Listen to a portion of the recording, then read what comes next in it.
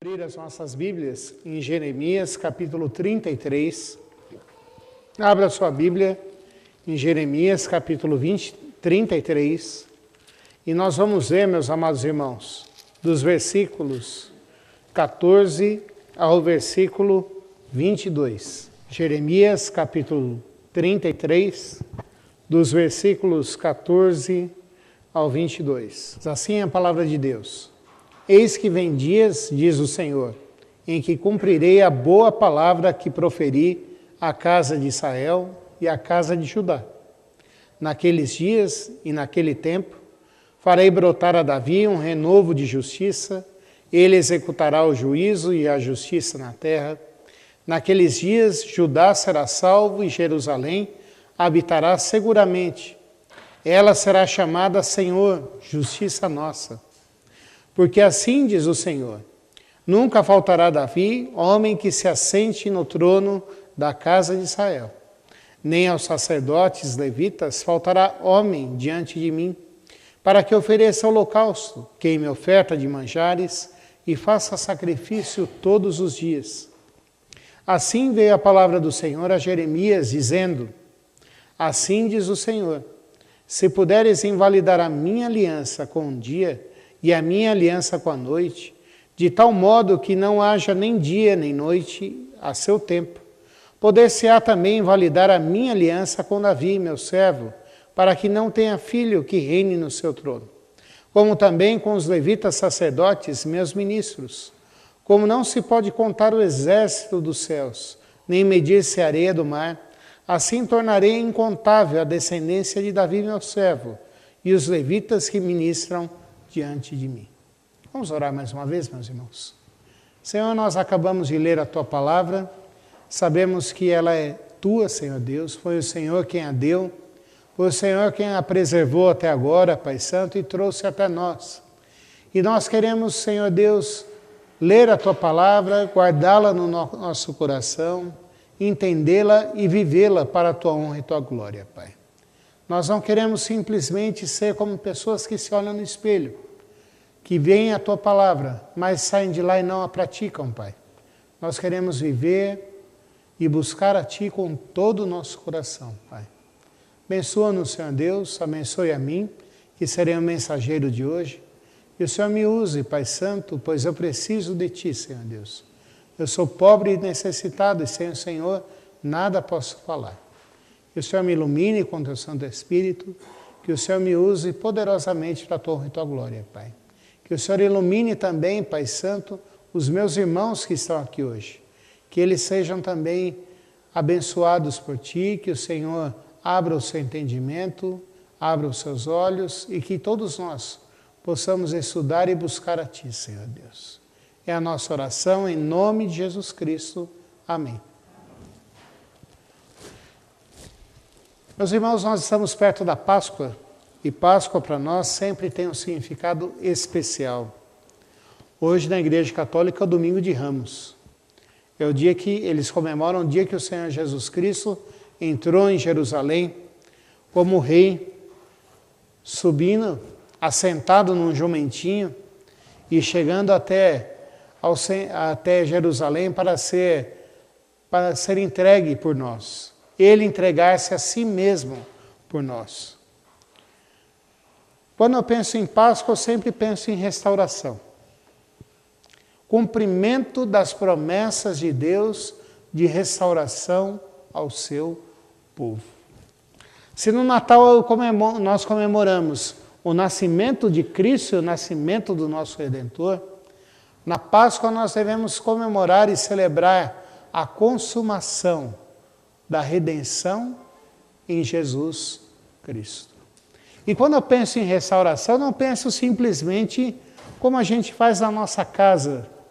A pintura da parede está feia e nós vamos lá, mandamos o pintor, ou nós mesmos fazemos, pegamos uma espátula, raspamos o que tem que raspar, passamos massa corrida, lixamos e logo depois pintamos. Não.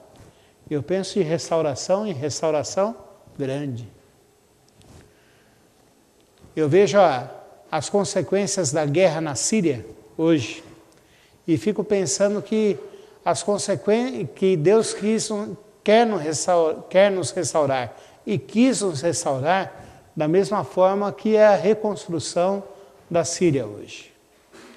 Não sei se você ainda vê jornais, telejornais, não sei se você ainda vê sites de notícias, mas sempre quando aparecem fotos da Síria hoje, tirando Damasco, você vê um povo onde está tudo destruído, onde não há mais edificações, o povo passando fome, o povo sofrendo com doenças, o povo sofrendo com as consequências de uma guerra que foi causada pela luta do poder naquele país.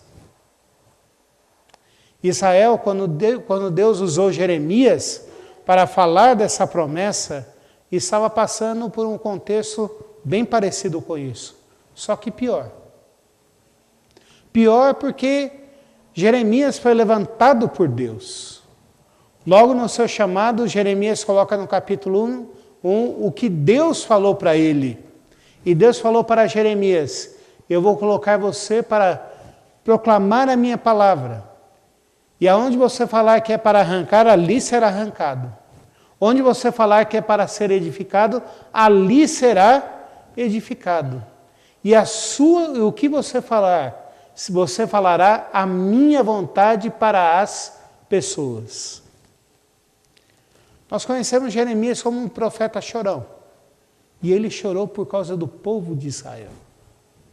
Jeremias chorava por causa do povo de Israel, por causa do povo de Judá, por causa do povo do norte, já que naquela época Israel vivia dividido em 2 reinos, o reino do sul e o reino do norte.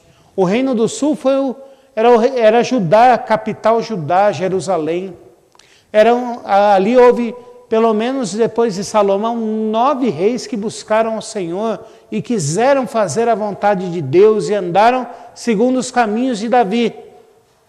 Mas o reino do norte, apenas 2 reis buscaram ao Senhor. E Jeremias fala principalmente para esse povo que não andou no caminho do Senhor, dizendo: Deus vai punir vocês.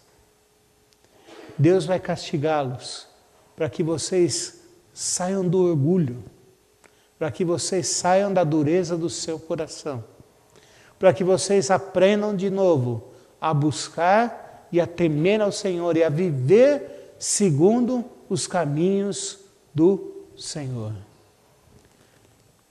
Mas como Jeremias iria puni-los? Do pior jeito possível para Israel. Israel seria agora levado como cativo, seria escravo. A gente sempre pensa em escravidão, pensamos no Brasil. Mas a escravidão existe há mais de 4.000 anos, registrada.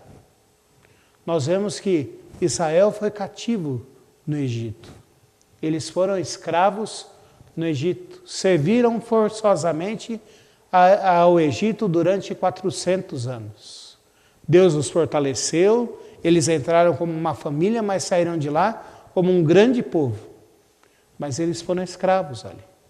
E era hábito dos grandes impérios e dos grandes países escravizarem as pessoas que eram vencidas nas guerras. E Deus mandou Jeremias falar para o povo: aceitem o meu juízo, e vocês serão abençoados sendo escravos da Assíria, serão abençoados sendo escravos de Nabucodonosor, porque é a minha vontade para vocês. E o povo se rebelou ainda mais. Foram buscar de novo aliança com o Egito, porque falavam: o Egito é mais forte do que nós, e nós 2 juntos poderemos ir contra o Império Assírio. Nós iremos vencer esse Império Assírio. E Deus falou assim, através do profeta Jeremias: para quem se entregar, haverá esperança. Para quem resistir, haverá morte, haverá dor, haverá sofrimento. passarão por todas as coisas, as consequências dos seus próprios pecados. Jeremias chorou por causa disso. E Jeremias via o povo sem esperança alguma. E o povo também se via sem esperança alguma. É por isso que em Lamentações de Jeremias, o profeta diz no capítulo 3, versículo 23, quero me trazer à memória aquilo que pode me dar esperança. Quero trazer à memória aquilo que pode me dar esperança, porque eles eram um povo sem esperança. Para eles, ir para o cativeiro era muito ruim, mas era seguir a Deus e fazer a vontade de Deus. O que eles consideravam bom, ao invés de ser bom, era terrível, porque era ir contra a vontade de Deus. É para esse povo que não tinha mais esperança, que Deus agora fala para Jeremias, fale sobre eles, fale para eles, sobre o que eu vou fazer na vida deles. E Jeremias abre no capítulo 33, um capítulo que é um dos mais bonitos do seu livro.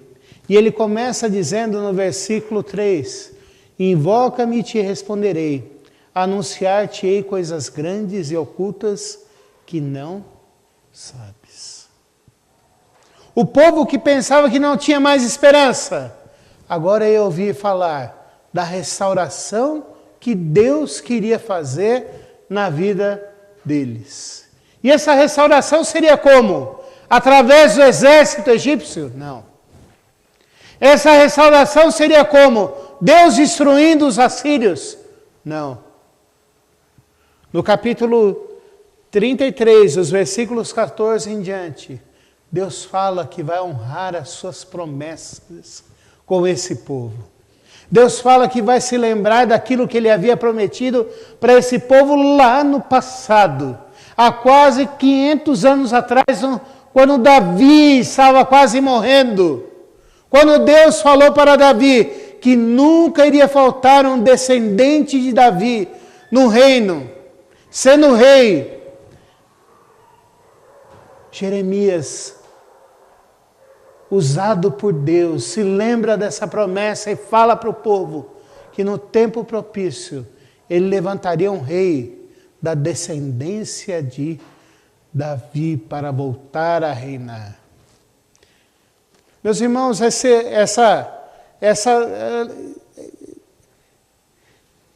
esse renovo de justiça, esse descendente de Davi, tem algumas características muito especiais que apontam para Jesus Cristo. Que Jeremias estava falando da vinda de Jesus Cristo, da pessoa de Jesus Cristo e do ministério de Jesus Cristo. Porque a primeira coisa que Jeremias fala é que ele seria da descendência de Davi. E quando nós lemos o Evangelho de Mateus, nós vemos que a primeira preocupação que Mateus faz é traçar a genealogia do Senhor Jesus Cristo. E hoje de manhã nós vimos na escola dominical que as genealogias na Bíblia têm uma característica muito especial. É de lembrar das promessas de Deus, lembrar da descendência de Deus, das promessas que Deus tem para nós. E ali está em Mateus capítulo 1, a genealogia do Senhor Jesus Cristo, dizendo que o Senhor Jesus Cristo é descendente direto de Davi. O Senhor Jesus Cristo é um dos descendentes de Davi. Ele vai para o rei, ele vai para o trono e vai ser o rei, porque não usurpando o cargo que era para ser da família de Davi. Pelo contrário, ele é um descendente legítimo de Davi. Meus irmãos, quando o reino se divide em dois, nós vemos no reino do norte muitos reis tentando reinar, mas que não eram descendentes de Davi. E foram cometendo loucuras e mais loucuras, apesar de dizerem que eram reis de Israel. Mas também diz que ser descendente de Davi e ser da raiz de Davi tem um outro significado. Significa que ele vai reinar segundo Davi reinou. E poucos reis reinaram como Davi reinou. Davi foi um homem segundo o coração de Deus. Davi foi aquele que buscou fazer a vontade de Deus a todo momento e a todo instante. Davi foi aquele que, antes de tudo, estabeleceu os princípios de Jerusalém como reino. Foi ele que estabeleceu o que cada um deveria fazer no templo. Porque até Davi ser rei, o templo não tinha toda a sua sistematização que havia antes. Foi Davi quem estabeleceu os impostos. Foi Davi que organizou o exército. Foi Davi que aconselhava segundo a vontade de Deus. Davi foi um homem segundo o coração de Deus. Mas foi pecador. E aí, meus irmãos, nós vemos a diferença entre Davi e o renovo. Nós vemos a diferença entre aquele que simbolizava o governo de Jesus Cristo e Jesus Cristo. Porque o Senhor Jesus Cristo, ele não é simplesmente homem como nós, mas ele é verdadeiramente homem e verdadeiramente Deus. O Espírito de Deus estava sobre ele. E ele não pecou, diferente de mim e de você. Diferentemente de Davi, ele não pecou. E ele está à direita de Deus agora, governando juntamente com Deus Pai. É isso que fala para nós Hebreus capítulo 1. Dizendo que agora o Senhor Jesus Cristo, depois de ressurreto, está ao lado de Deus Pai, governando todas as coisas, e todas as coisas estão sobre o seu comando. Diz Hebreus 1, que Deus deu-lhe um nome muito maior do que todos os anjos e de todos os homens, e que Ele está governando sobre todos. O Salmo 110, que foi escrito por Davi, diz ali: assenta-te à minha direita, até que todos os teus inimigos estejam caídos. Quem que falou isso? Foi o Deus Pai que falou isso para o seu Filho. A promessa de restauração para Israel, uma promessa para nós hoje, porque para todos aqueles que creem em Jesus Cristo, deu-lhes o poder de serem chamados de filhos de Deus. O verdadeiro Israel agora não são aqueles que nasceram com sangue judeu, mas o verdadeiro Israel hoje somos nós que cremos em Jesus Cristo. Pastor, mas a gente não passamos por guerra, não passamos por destruição. Por que nós precisamos ser restaurados? A nossa restauração que Deus quer fazer na nossa vida hoje é muito mais uma restauração espiritual do que simplesmente física. Também envolve a física, porque o nosso físico também caiu. O nosso físico também sofre as consequências do pecado.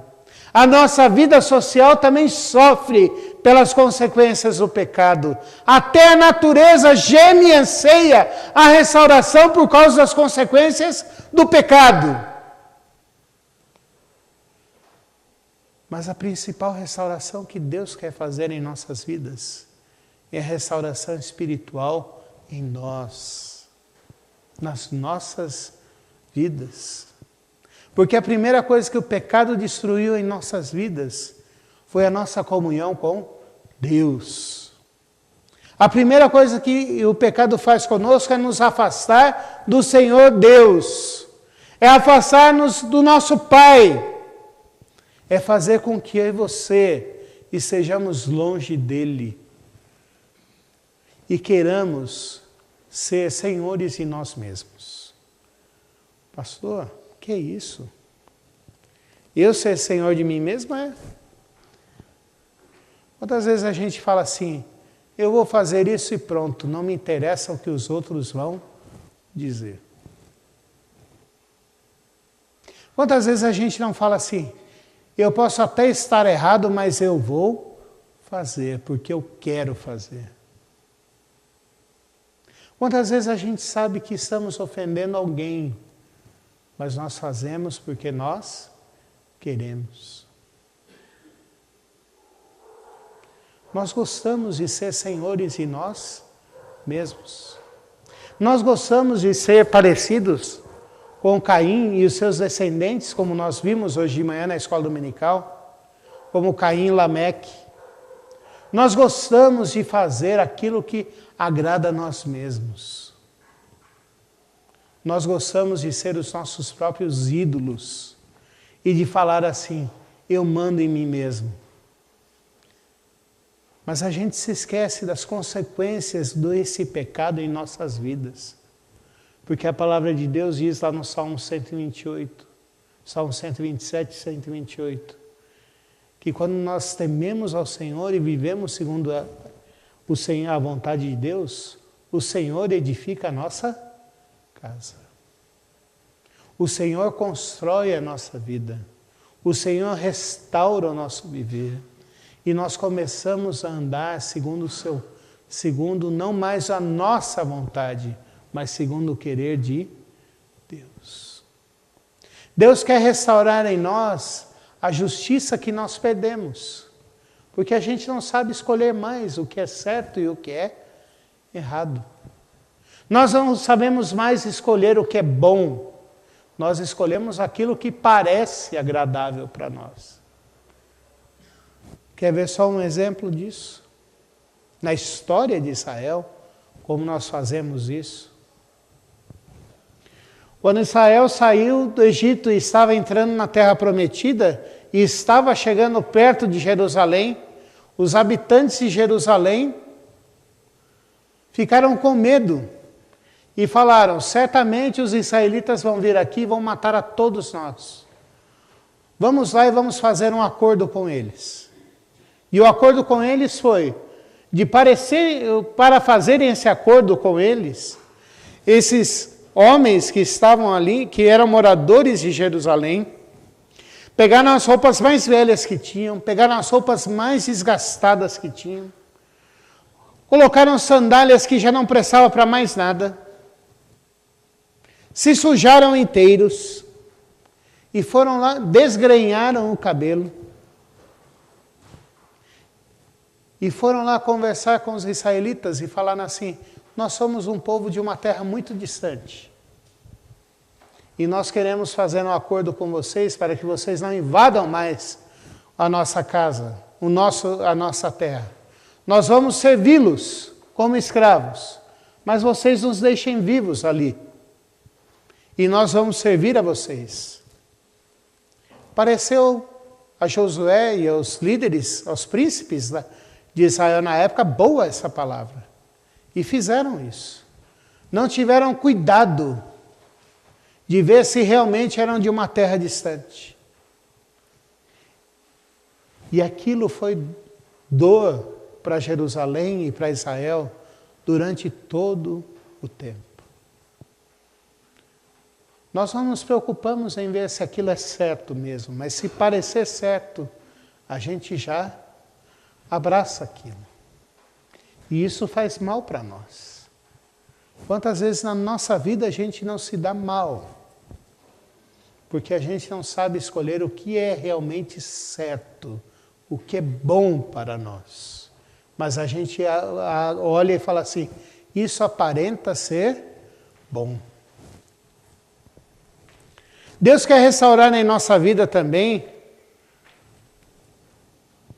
a nossa comunhão com Ele, no sentido de nós andarmos com Ele, como Adão e Eva estavam na presença de Deus antes do pecado. Pastor, Adão e Eva estavam na presença de Deus antes do pecado? Sim. Lá em Gênesis 2, diz que na viração do dia, o Senhor Jesus, o Senhor Deus se encontrava com Adão e Eva e conversava com eles.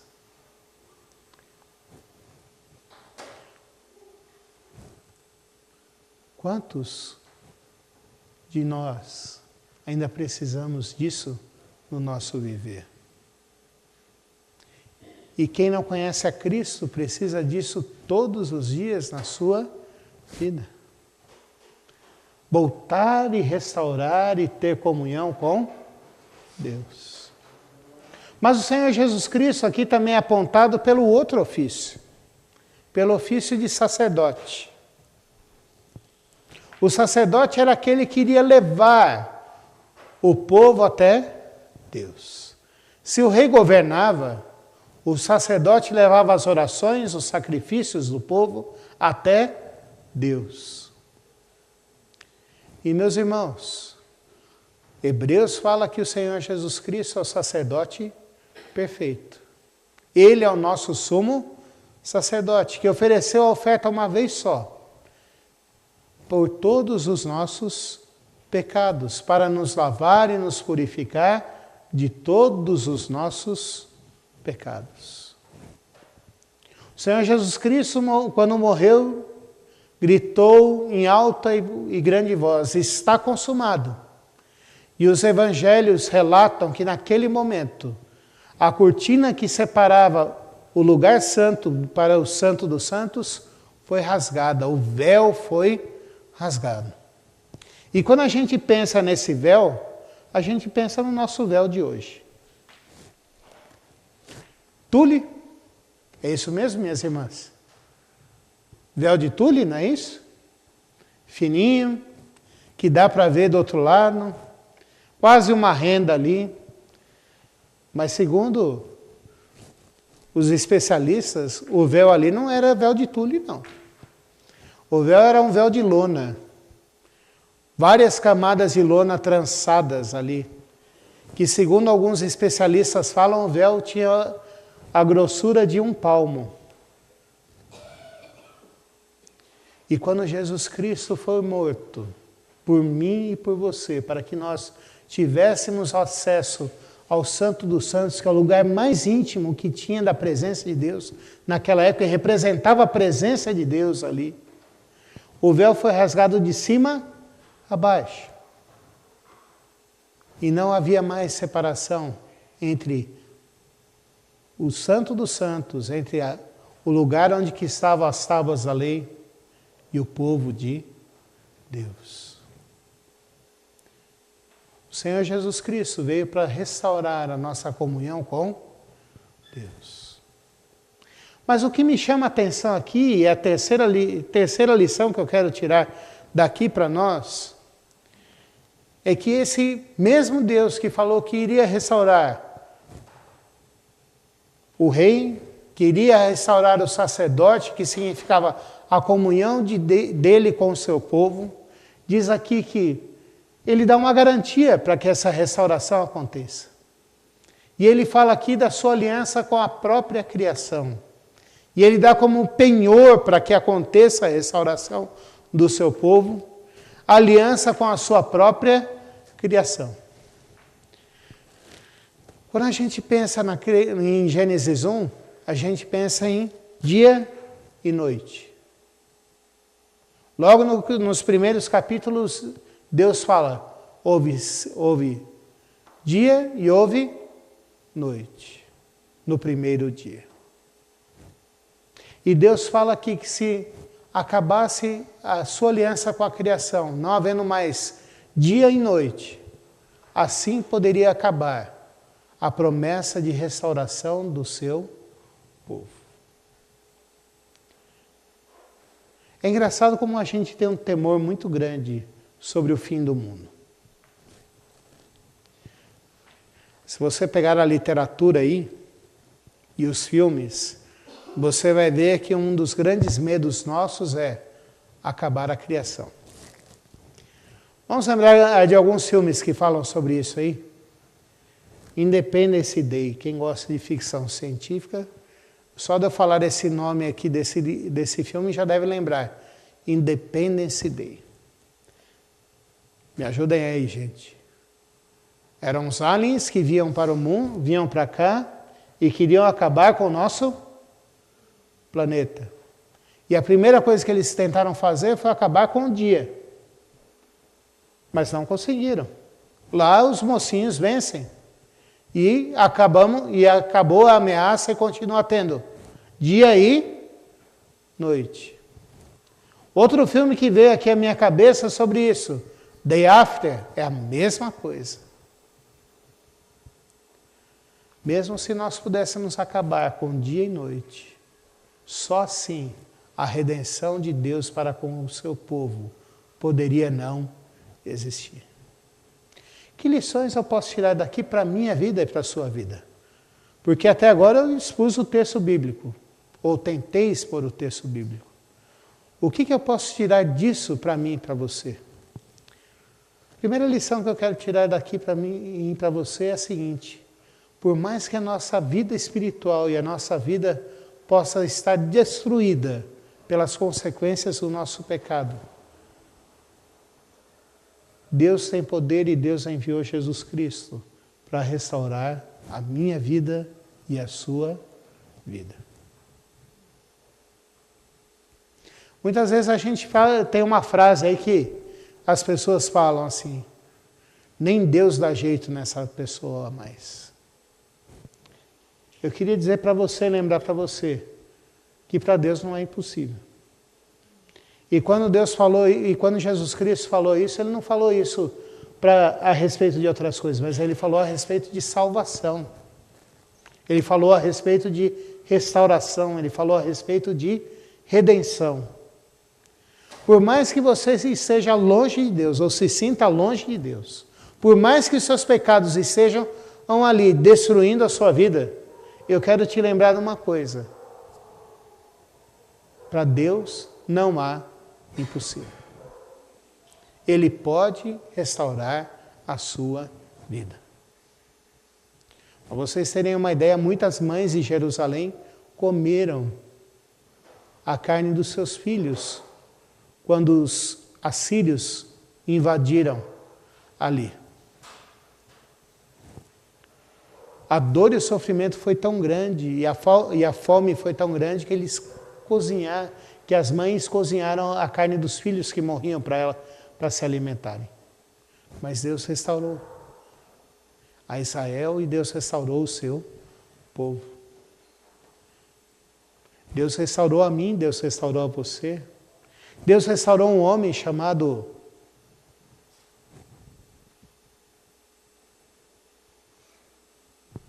agora fugiu o nome, que foi um mercador de escravos, John Milton, que foi um mercador de escravos, que foi um dos piores homens que existiu, e que John Milton, depois de ter sido restaurado, vira um pregador do Evangelho, vira um homem de Deus, que teve influência na Inglaterra, e nós cantamos até hoje cânticos e hinos que ele escreveu há 300 anos atrás. Um desses hinos é Amazing Grace, ou A Eterna Graça. Foi escrita por um homem que chegou no fundo do poço da sua vida. Deus restaurou esse homem. Deus transformou esse homem. Porque para Deus não há impossível. Muitas vezes a gente olha para a nossa vida e fala assim: eu não tenho mais esperança alguma. E eu queria dizer para você que Jesus Cristo veio para transformar e restaurar a tua vida. A segunda lição que eu tiro para mim e para você aqui é que o reino de Deus, o reino de Jesus Cristo, o reinado de Jesus Cristo está apenas começando. Ele já foi instalado, mas ainda não está completo. Nós vemos 2 textos de Isaías que falam sobre isso. Quando Jesus Cristo voltar, não haverá mais dor, não haverá mais morte, não haverá mais tristeza, não haverá mais guerra, não haverá mais sofrimento, não haverá mais medo dos animais para conosco, não haverá mais medo dos animais entre eles, e haverá restauração da criação também. De toda a natureza será restaurada. Então eu e você podemos ter esperança de que a nossa restauração começou pela nossa restauração espiritual, mas será completa e plena quando Jesus Cristo voltar novamente. Ele não voltará mais como menino na manjedoura, mas ele voltará como o Rei dos Reis. Ele voltará não como servo, mas ele voltará como o Rei glorioso. Ele voltará não como aquele que veio para salvar, ele voltará para julgar todos aqueles que viveram. O seu reino está próximo, e glória a Deus por isso. Porque cada vez mais está difícil de viver. E a Bíblia fala que esses seriam os sinais dos últimos dias. Pastor, então está tão próximo assim? Eu acho que cada dia mais a gente está próximo do dia da volta de Cristo. Cada momento mais nós estamos mais próximos da volta de Cristo. Então nós podemos confiar. A segunda lição aqui que eu tenho para mim e para você é: nós podemos confiar que Jesus Cristo voltará para estabelecer de vez o seu reino. A terceira lição para a minha vida e para a sua vida que eu quero tirar desse texto hoje é: Jesus Cristo está à direita de Deus intercedendo por mim e por você. O autor aos Hebreus, que nós não sabemos direito quem é, diz ali no capítulo 4 que nós temos um sacerdote diante de Deus, que pode se compadecer-se de nós e das nossas fraquezas, e que ele pode nos atender com graça e misericórdia em tempo oportuno. Nós começamos cantando nesse culto um hino que que tem como título necessidade. Nós necessitamos da graça de Deus sempre. Nós não podemos viver longe da graça e da misericórdia de Deus. Mas eu tenho uma boa notícia para você. A graça de Deus está ali para ser dispensada sobre nós a todo momento e a todo instante. A penúltima lição que eu quero tirar daqui para mim e para você é o penhor que Deus dá para que a nossa reconciliação e a nossa redenção aconteça. Ele penhora o que há de mais precioso para Ele, que é toda a sua criação, afirmando que eu e você vamos ser redimidos a todo custo. E o custo maior que houve foi Jesus Cristo ter vindo, Filho de Deus, ter vindo e morrido por nós na cruz do Calvário. Não há nada que possa impedir a redenção de Deus para a vida daqueles que o amam, creem no nome de Jesus Cristo e o sirvam. Não há nada. O apóstolo Paulo, em Romanos 8,32, fala assim para a gente: aquele que não poupou o seu próprio filho, não nos dará graciosamente com ele, juntamente com ele, todas as outras coisas. Então nós podemos ter a certeza de que Deus, aquele que começou a boa obra em nós, há de completá-la até o dia final. Nós podemos ter a certeza de que em Deus nós seremos redimidos. Nós podemos ter a certeza de que em Jesus Cristo nós somos salvos pelo seu sangue. Mas a última lição que eu quero tirar aqui tem a ver também com a questão de sacerdotes. Deus também nos chama para sermos sacerdotes hoje, diante desse mundo aí fora. O apóstolo Pedro fala para mim e para você: nós somos raça eleita, sacerdócio real, nação santa, povo de propriedade exclusiva de Deus. Nós somos chamados para levar outras pessoas até Deus. Ou melhor, para levarmos Deus até as outras pessoas, levarmos Jesus Cristo até outras pessoas. Eu e você não somos salvos para ficarmos com os braços cruzados, sentados, esperando.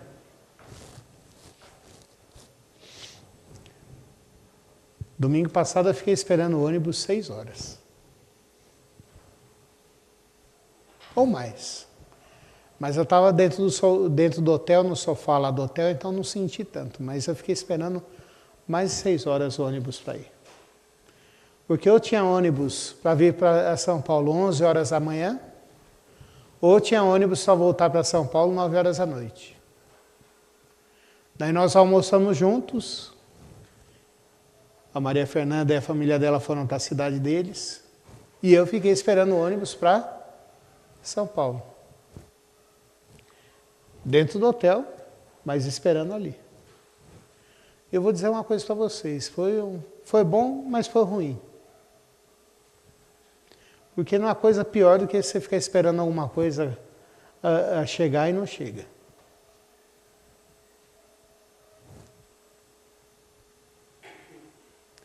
Deus não fez, não nos chamou, não nos restaurou para nós ficarmos esperando alguma outra coisa acontecer.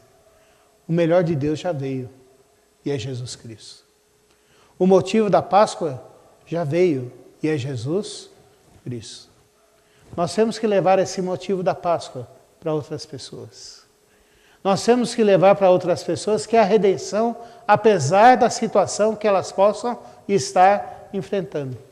Nós temos que levar para as outras pessoas que há esperança, não dada por um homem, mas dada por Deus, para que novos tempos e novas épocas aconteçam. Nós temos que levar o Evangelho para outras pessoas. Eu queria encerrar essa mensagem, essa meditação de hoje, pensando com você sobre algumas coisas. Talvez hoje você esteja precisando de restauração na sua vida. Talvez hoje você tenha pecado, ou esses tempos você tenha andado longe de Deus, e você tenha falado assim: eu já conheço o Evangelho, eu já tenho a Deus no meu coração, eu já creio em Jesus Cristo como meu único verdadeiro Salvador, eu já sou batizado, eu já professei a minha fé, mas eu tenho andado longe de Deus. Eu queria dizer uma coisa para você, a esperança para você. Se confessarmos os nossos pecados, Ele é fiel e justo para nos perdoar e nos purificar de toda a injustiça. Coloque-se diante de Deus e confesse o teu pecado. Talvez você esteja sem esperança hoje e veja as coisas simplesmente como é um dia após outro e nada vai mudar. Eu queria dizer para você que Jesus Cristo está para voltar e está para colocar de vez o seu reino. Não duvide disso. Não duvide disso. Quem é fiel foi quem fez essa promessa. E foi o próprio Deus quem fez essa promessa. Então espere nele. A redenção, a nossa salvação vai ser completa quando Ele voltar. Ele vai restaurar a criação, vai restaurar de vez o nosso relacionamento com Ele. Nós não vamos mais poder pecar e até os nossos corpos serão transformados. Como nós seremos, eu não sei, mas a Bíblia diz que os efeitos do pecado serão eliminados da nossa vida por um todo.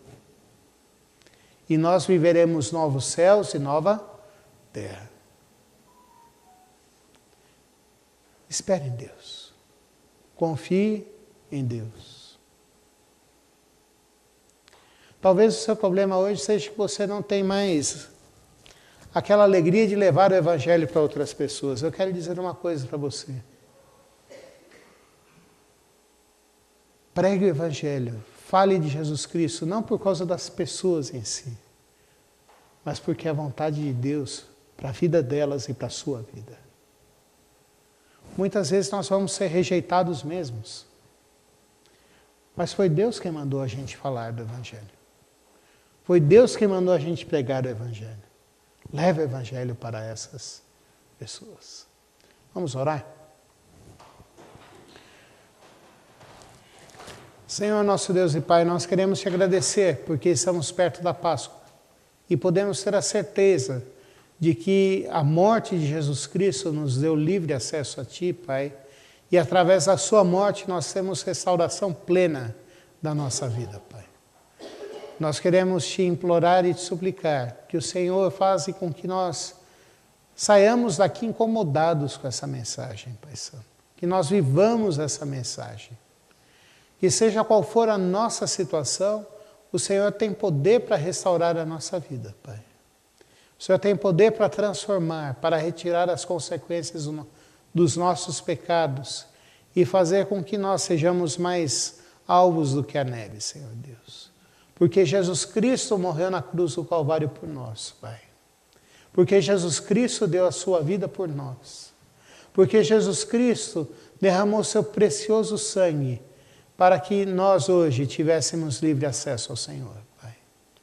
Santifica a nossa vida, Pai, e fortalece o nosso viver. Faz com que nós tenhamos coragem de pregar a Tua palavra aí fora, Pai. E sermos luz, e sermos sacerdotes, Pai Santo. E sermos, Pai Santo, transformadores deste mundo mal, Senhor Deus. Sermos vasos de bênção nas Tuas mãos, Pai. Vasos de barro, sim, mas vasos usados pelo Senhor, Pai Santo. Abençoa-nos durante essa semana, Pai. Nos dê uma semana onde nós possamos ver a Tua boa mão sobre nossas vidas, Pai Santo. Faz com que eu e meus irmãos cresçamos na fé, na graça, no conhecimento e no amor do Senhor, Pai Santo. Abençoa os nossos irmãos que estão enfermos. Faz com que eles possam sentir alívio das suas dores, com que sejam curados segundo o Teu querer e a Tua vontade, Pai. Aos enfermos de alma, aos enfermos de corpo, Pai. Abençoa nossas famílias, abençoa os empregos, Pai Santo. Faz com que nós tenhamos uma semana debaixo dos Teus cuidados, Pai. É a nossa oração, Senhor Deus, em nome de Jesus Cristo. Amém. Que a graça do nosso Senhor Jesus Cristo, que o amor de Deus, o nosso Pai, que a comunhão, a consolação e a unção do Seu Santo Espírito sejam sobre todos, desde agora e para todo sempre. Amém.